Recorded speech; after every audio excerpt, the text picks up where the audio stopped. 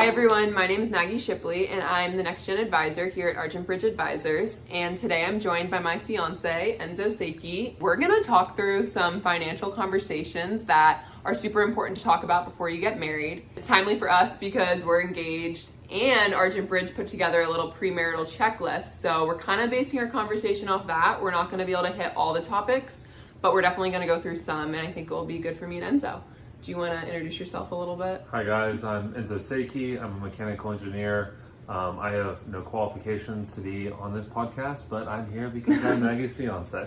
He's qualified because we're a couple and anyone's qualified to talk about these financial topics. So to get started, I thought we could generally just talk about our relationship with money, any financial values we might have that might be from childhood, or just any experiences in your life that have kind of formed your relationship or your values around money. And then also any general attitudes between saving versus investing or priorities, just kind of like anything that sparks your mind around your relationship with money. Yeah, I would definitely say that I'm more of like a anxious saver.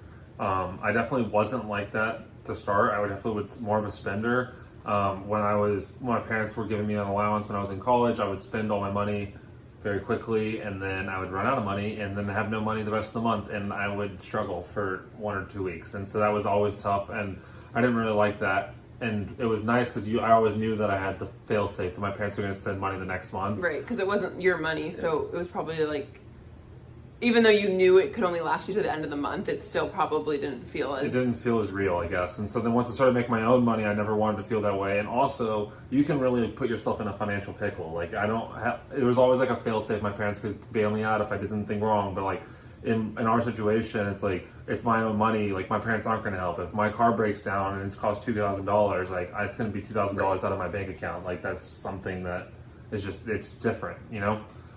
So I think that's definitely changed with time, but... So yeah. You just feel like once you started earning your own income, you kind of became more of an anxious saver. Why do you use the word anxious? Because I feel a lot of anxiety around it. I think that I check my bank account way too much, and I think I'm always like checking to make sure that I haven't overspent, and then also I have a hard time spending money unless it's on you.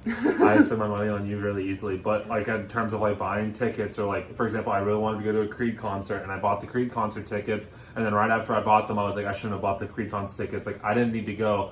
And regret. I had a spending regret, but I have spending regret on anything. I'll buy like a coffee and I'll have spending regret. So, that being said, I went to the Creed concert by myself, by the way, and it was amazing and I loved it, and it was totally worth the money. But do you feel like you had any spending regret after it, or once you got through the concert, you kind of had the second I got to the concert and the first song played, I had no spending regret. Okay. But up until that point, I had a ton of spending regret. So I think that like that's why I say anxious savers, because I have a lot of anxiety around it, even if it's not warranted. Like, I could afford the Creed concert, but even then I was like, I didn't have to give myself that luxury, but it was like a really fun luxury that I did give myself. So it's like you were able to work through it and be like, okay, that was worth it, but then you also put yourself through like undue anxiety. Yeah, for like a week. It was like a long time, so.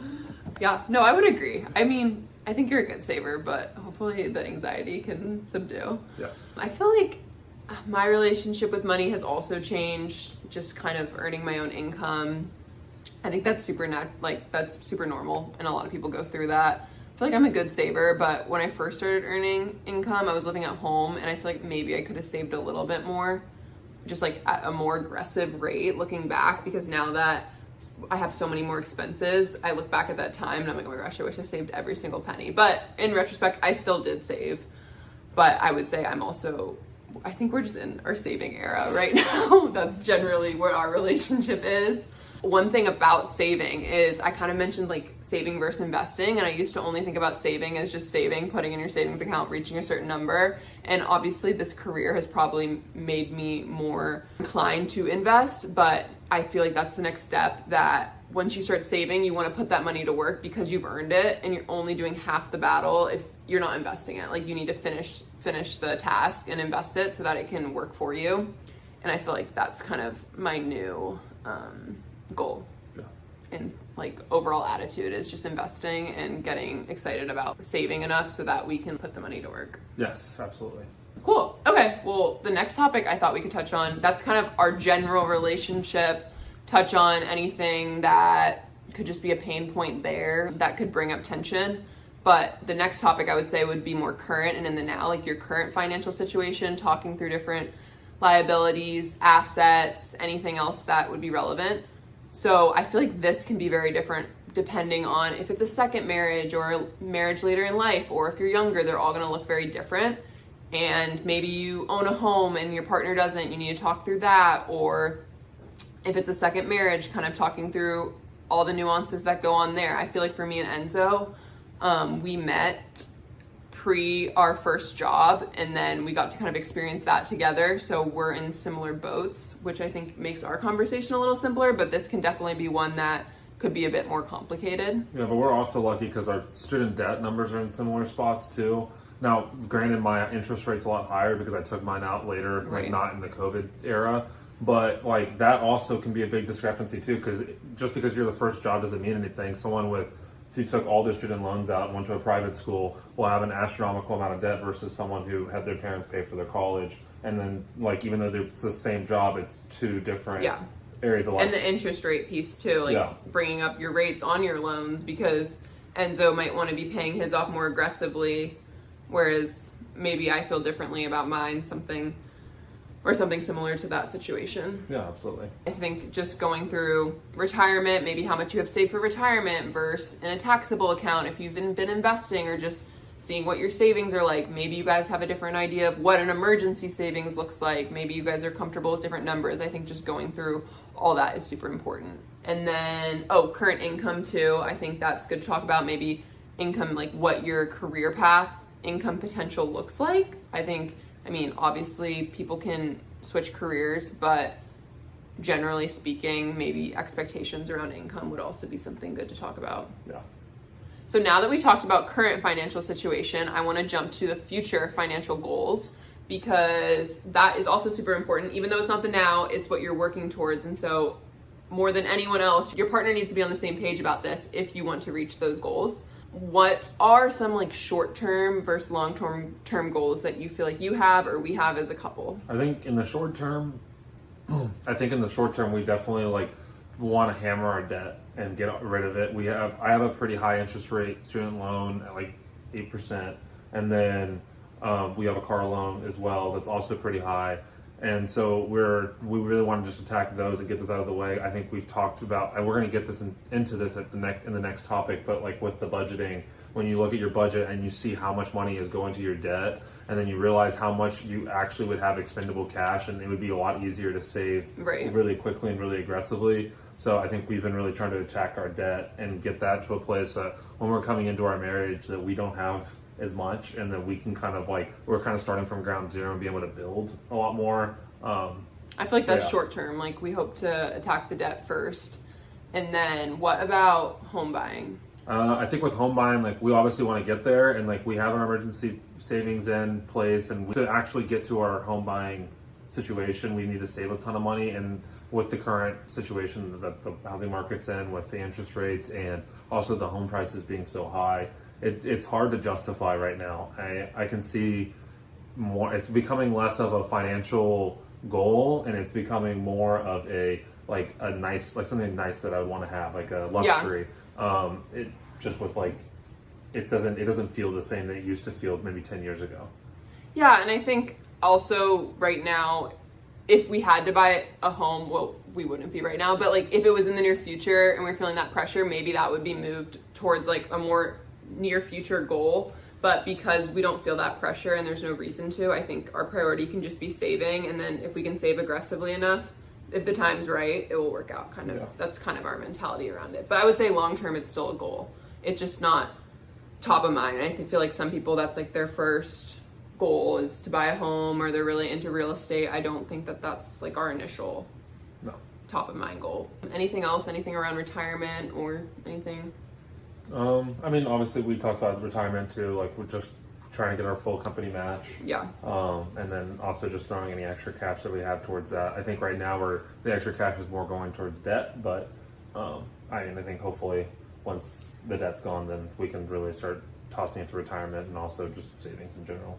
Yeah, and one topic with retirement that might come up and would be good to discuss if one partner has a goal to retire early or they have a certain age, because that could really change the financial plan or situation, because if they want to retire earlier than most, then saving might be more important. Putting more in their 401k might be important now if they're looking to retire earlier than the normal age of 60, 65. But that's not really something that we've discussed. Or Enzo, I don't know. We don't really feel we have no fire goals in our life. Yeah, right now. financially independent, retire early, which some people are super honed in on, which means retiring sometime in your 40s, but it requires a super strict lifestyle in your 20s and 30s. So if one partner had that goal, it would definitely need to be talked about, because both people would need to be on that same page to achieve that. Okay, so you brought up budgeting, which is what we're going to touch on next, just spending habits and budgeting specifically. People talk about this generally. They'll be like, I prioritize this, or I'm not going to give up this spending. But I really challenge you to go line by line and really see how you guys spend money and kind of get to know each other's spending habits, because it's one thing to generally say, I spend money here, and then if Enzo were to be like, oh, well, I spend money here, and I'd be like, oh, I don't spend money there, but really getting the idea of the different places your money's going. Yeah, I mean, I think the first thing that came up in our relationship about this topic was the car. Just for a background, during COVID, I got very into cars. I got a project car, and I spent a lot of money on my car. And I was flying back to Texas because it had broken down in college, and I was flying back to bring it back up to Virginia where we lived at the time. And I needed to go spend money on the car. Maggie was like, I wonder how much money you put into that car. So I made a spreadsheet, and so I bought the car. I'm going to give numbers, but I bought the car for $2,500, and I put $12,000 into the car in totality of its life cycle for over the past 5 years. And so when I saw that number be put there, I was like, oh God, I spend way too much money on this car. Like, absolutely not. Like, I do not need to keep putting this amount of money into the car. So now we're kind of keeping it alive and well. But the car still exists. It still exists, but we're keeping it alive and well, but we aren't like modifying it and putting extra things on there. So that's an example. Right, but you probably generally were just like, oh, I spent, I got new tires, or I did this, but then actually seeing the numbers is like more jarring than just thinking about the things that you bought for the car. I'm like, oh, I bought tires for $1,000 and wheels for another $1,000. Like, that's not a big deal. But then over time, you're like, oh my gosh, when you see the full number, you're like, oh God. And I think we've also had this discussion the other direction too. Is like, call me out too. When we were doing budgeting, I was like, we were talking about a number to set for clothing, and she put a number out, and I was like, that's way more than I would ever expect you need to spend on clothing per month. And so, okay, to be fair, I had just started working in the office, and when you graduate college and you have no office clothing, it wasn't terrible, but I do agree we had to cut back on that. But yeah, so I feel like everyone will have their thing, and you it's good, it's humbling. Like, sure, you don't really want someone to be like, is that number a little high? And like, maybe you're defensive over it, but then you're kind of like, okay, could I cut back a little? So, which is also a tough conversation to have. Like, we've even had conversations about like subscriptions. So like in our house, we have like, I'm like, I don't want to give up Netflix, and she's like, well, we don't watch Netflix. And I'm like, so we have discussions over that. Like, we recently just canceled our Amazon Prime and Apple TV. Apple TV. So yeah, we did that. We went through it. We did a little cleansing, and we're like, okay, how many of these do we actually need? Because I don't know. It's so easy with the TV subscriptions because you want to watch one show and then you forget about it. But if you're budgeting, then each month it kind of forces you to go back through. And you can always restart the subscription. So you want to watch Summer I Turned Pretty or something, or Wednesday on Netflix. Like, you can just get the this subscription. This is clearly again. what we're watching right now. Yeah, no, those aren't examples. Those are real. Okay, but yeah, budgeting super important, and we have started doing that together, just going through it monthly, and it's been really helpful. Getting an idea of where our money's going and not feeling we're losing control if we're not saving as much, because we can truly see like each category it's going to. Yeah. Kind of in the same category, because budgeting, I feel like a lot of times one person might have to take ownership of it just naturally. Not both of you are going to sit down and type the numbers in. That's just not a reality. And so I wanted to talk about financial responsibilities and kind of the expectations over who's going to take responsibility over certain things, because it's definitely easy for things to slip through. I mean, life gets so crazy. I feel like if you don't designate one person to pay the credit card bill or whatever it is, I feel like that could really get out of hand quickly. Or even go through the credit card statement. There's times like, I mean, Maggie's our primary budgeter. Like, I'm very involved, but Maggie is like the one who's typing in the numbers And well, she's a financial planner. So I also like spreadsheets. Also but likes you do spreadsheets. too. I do. But I like putting in the numbers. Anyways, but like we've had times of going through the budget and being like, oh my god, what is this charge? And then we find out it's like some mischarge or something like that, and that was like $80, $100, and it's like you don't really notice that when like it's a full month spend, but then like $80 is a real chunk of change. So it's like. Or I think that actually happened because we recently moved, and so our renter's insurance policy changed, but then we thought we canceled the old one, but they charged an extra month. So that's a small example, but because we went through, we were able to catch that. Yeah. But yeah, overall, I think like in our relationship, I kind of make sure that everything's being paid, like rent, everything like that, but he's still very much cued in. Like he might be like, did you do this yet? Or I'll communicate with him, just paid rent, whatever it is. You know. And that's not every situation. Like my mom was more like she did everything, and my dad kind of just like brought the money in. So like every relationship's different. Obviously, like kind of back to what I was talking about, is like I'm an anxious saver, which means I would definitely want to know where the heck my money's going. So that's why we have all those conversations. Yeah. So, and then your financial plan. Yeah, and I think to a certain extent it's okay if one person's less involved, but I think for a successful relationship with money and within your relationship, it is good for both people to at least generally know where the money's going, and like they should know if a credit card's being opened just so that they're in the loop. I think that's just the responsible thing to do. And that kind of leads into financial communication, honestly, which is really what this whole conversation's about. I don't think there's like one way to talk about financial communication. I think that before you get married, if you're having this conversation, that's kind of the first step. But I think it just sets you up down the road if you have this conversation. Yeah, and it's not fun. Yeah. Like, especially when we first started kind of like talking more about our finances as we were like looking into getting married, or as we are getting as we were married. researching getting married. It would definitely, like with the clothing or with the car or with all these different things, like they're a touchy subject because I care a lot about my car. So like being said I can't spend as much money on it anymore, like hurts my feelings. And like, right, it's not just dollar for dollar. Yeah. You're like, no, this is like an emotional attachment. Yeah. So it's definitely, that's like, it's hard to have those conversations, but I think, you know, if you can get to a good place with it, it's helpful.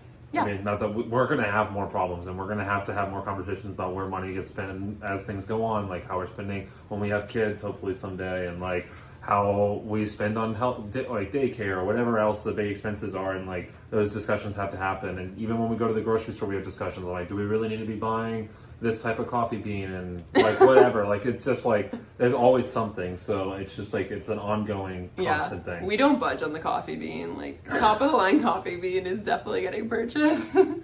Yes, but we'll skip other places.